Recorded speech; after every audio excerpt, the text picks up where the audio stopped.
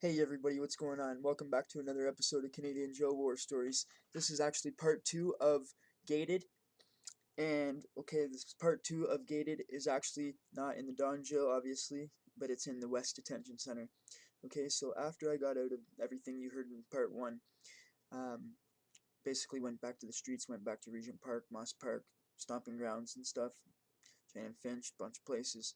But in the specific time of this incident, I was in Regent Park, walking through Regent, and I get to about the corner by Moss Park there. And next thing you know, I'm cutting through this little alley, and these two guys have out of their trunk pull out baseball bats. They're like in a parked car on the side of the road with no traffic. It's like a road that no one was on. It's like ghost town area right there. And so all of a sudden they start chasing after me. I don't know why. This is allegations that I was accused of. Okay, I was never found guilty of this. Um, so okay, these guys supposedly hit me, and started hitting me with baseball bats, and I pulled out a knife and supposedly stabbed these two guys. Now that's just allegations. So basically, what happened was the allegation is that then I took off running, chucked the knife in a lake or a sewer or somewhere, and then the police came a couple blocks, pulled up, seen me, and they said, "Oh, you're look like you've been running this and that." I said, "No, I don't. I'm not running. Look at me. I'm calm. I'm not pacing or nothing." So anyway, they're like, "Oh, we know it was you. We know it was you. We got the people that's saying it. There's two of them and one of me." So they friggin' hide their weapons and say that this and that, and because of my record, I'm gone. And it's just treacherous. That's why I don't really like to go out. And because it's like they attack you and then you get in trouble for it. It's just so ridiculous. And they had bigger weapons too. I had a little tiny freaking knife to defend myself, and they had a huge baseball bats, two baseball bats. Like, come on, man. They're just lucky that I'm just lucky that I'm like fast enough to hit Buddy a couple times and run away. Um, so, anyways, long story short, I lost the video earlier that I talked about this exact thing. I had part 2 ready to go, and when I tried to upload it with part 1, somehow it got lost. So basically, I'm doing it word for word how it was, and adding in this little part telling you that it was about an 8-minute video and it's lost. So I'm redoing it for you guys, just to let you guys know why it's out so late in the afternoon. Anyways, so now they arrest me, bring me to the West Detention Center. Okay, I'm fighting this case in the West about 6-7 months. Okay, what happens? It's my release date, like usual. I go downstairs, getting processed out. All the guys are getting processed out like before. All of a sudden, I find a familiar, eerie feeling that they're all going before me. I've been up all night making content, guys. Sorry if I'm a little tired. Um, so before me, everybody's going right. They're all gone, gone, gone. I look over at the guard and I'm like, what is going on here? There can't possibly be a hold because I dealt with the hold last time I was in. And they're like, actually, we ran your CPIC and it is a hold for York. And I was like, flipping. I started flipping. What do you mean? I freaking dealt with this. I was flipping.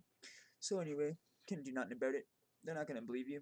These freaking two COs or two cops come from York, pick me up at the West Detention Center. But thank God it was early enough in the afternoon because they were doing it in the morning at this place, the process to get out. So it was like maybe 2 in the afternoon, and these guys actually took it upon themselves to just fly as fast as they can.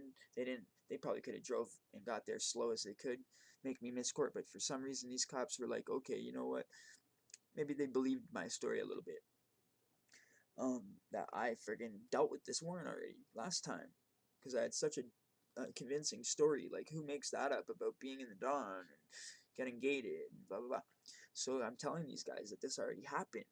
I'm telling them, I'm swearing them up and down this already happened. So they go pretty fast.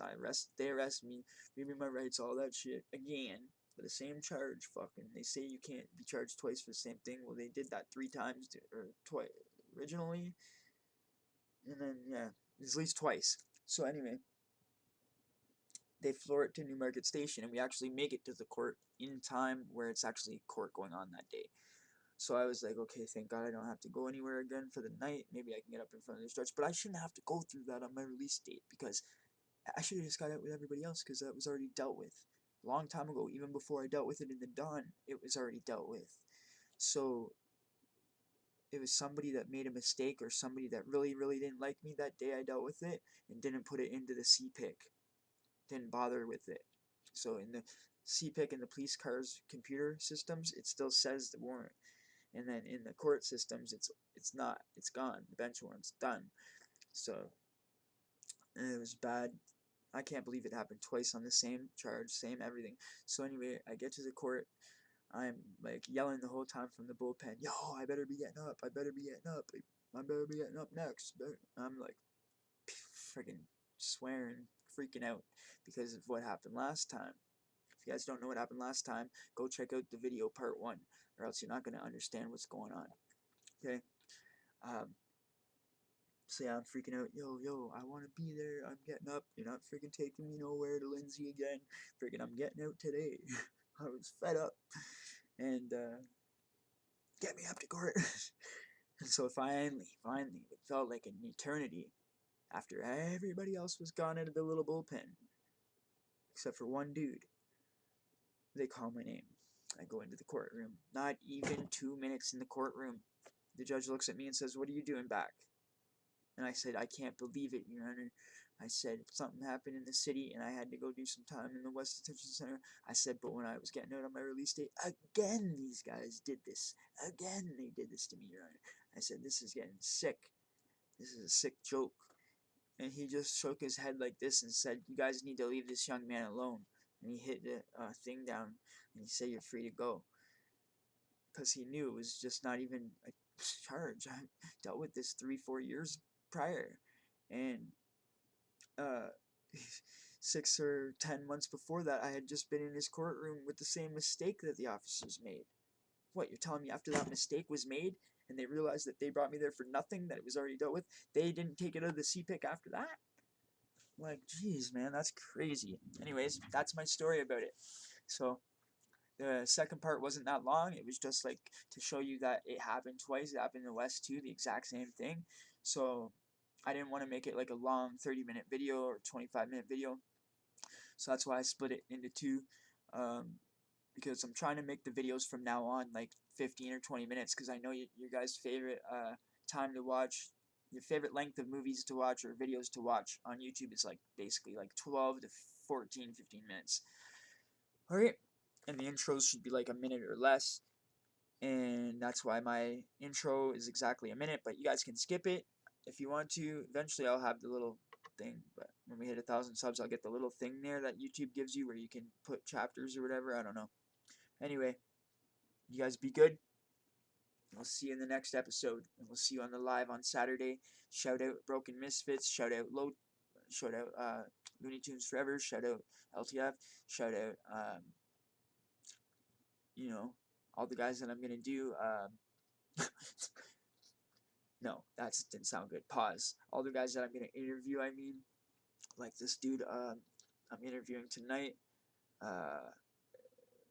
I'm not sure if it's 100% with him, so I'm just going to wait for now and not mention it, but I have a nice interview coming up with you guys. He's a good YouTuber. He's just started his channel, and after I do the interview with him tonight, I'm going to be shouting him out like crazy on here and trying to get him built up a little bit, okay, guys?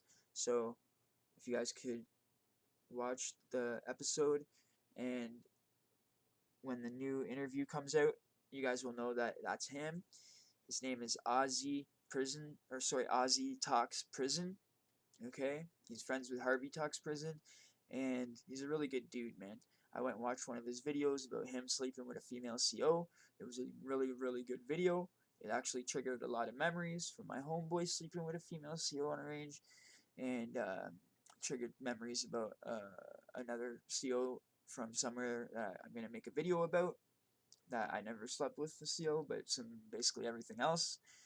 So I want to tell you how that happened, and that's a long story, so I got to get into that in a video. And yeah, So that's basically everything. Oh, and we got a merch store, so go check out the merch store, everybody. We got the tip page, we got the PayPal if you want to support. If you want to be a member, we have that option. It's in the tip page. You can do it in the tip page. It's like underneath the merch page. It's all in the description below. The links are all there. They'll take you right to where you need to go. If you want to be a member, that's how you can do it. If you want to buy merch and rock the channel merch, I would love it. You can take a picture with the merch on, and I will freaking be so happy. I'll post that right on my Instagram. Alright? Be good, and we'll see you in the next one, guys.